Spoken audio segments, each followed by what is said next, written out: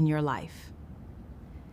When it comes to health and wellness, our goal is to provide educational and informational content that can help you better understand wellness topics and make more informed choices.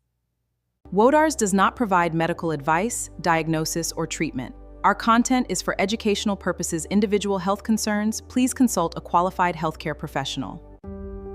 Learn, create, grow. Transform your knowledge into meaningful action.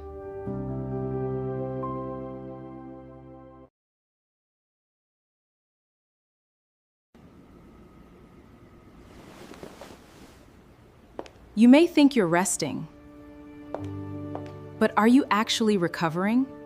Recovery can look different depending on what you need. It can mean getting quality sleep, nourishing your body, moving gently, or simply creating space to reset your mind. There's a difference between rest and recovery. Rest means stopping or reducing activity. Recovery goes a step further. It's about restoring your physical and mental capacity. So instead of asking yourself, do I need to rest? Try asking, what do I need to recover? Because recovery, sometimes, it's about doing what actually restores you.